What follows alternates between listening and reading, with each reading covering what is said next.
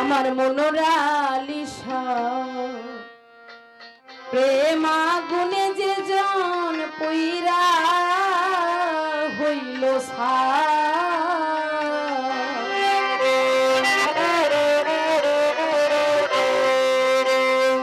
তার দেহ মাটিতে খাবে মাটির এমন সাথে না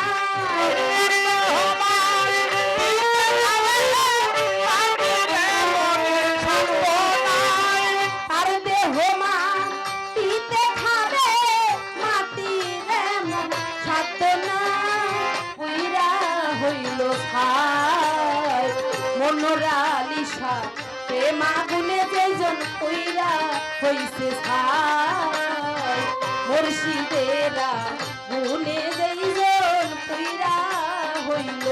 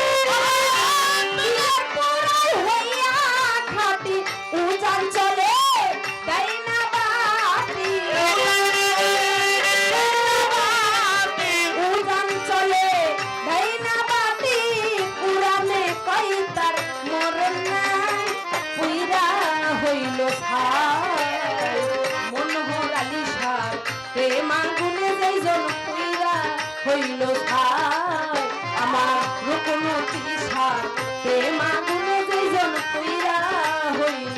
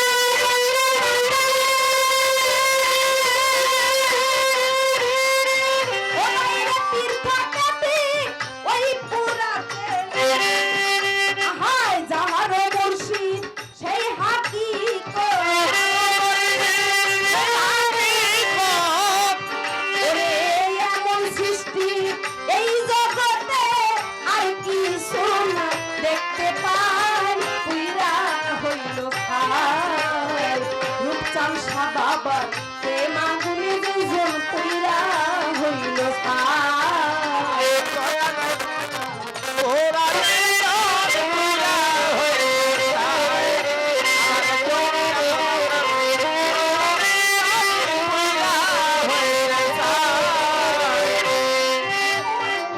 মুখে দুজো বুকে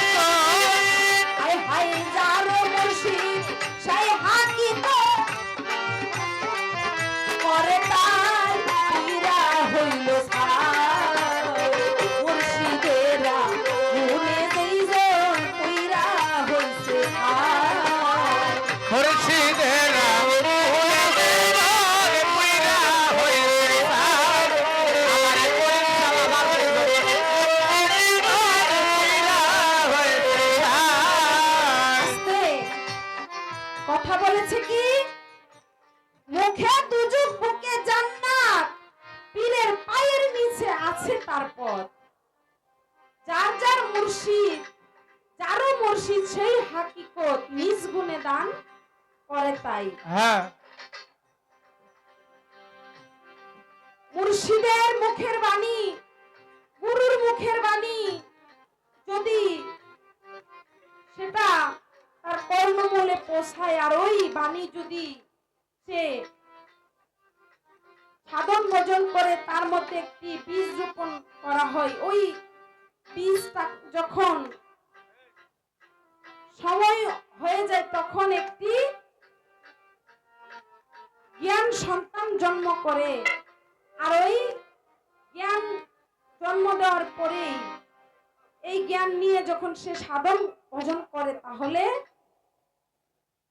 মাওলার ধ্যানে পৌঁছায় যায়, তার আর বেহেশত দুজক কোনো কিছু লাগে না। মুর্শিদের হাকিকতে যখন তার সবকিছু চলে যায়, এই সমাজের ভালো মন্দ আর কোনো কিছু সে চাই না। তাই মুখে দুজক বুকে জান্নাত, পীরের পায়ের নিচে আছে তার পথ। ফকির লালন সাইজি বলেছেন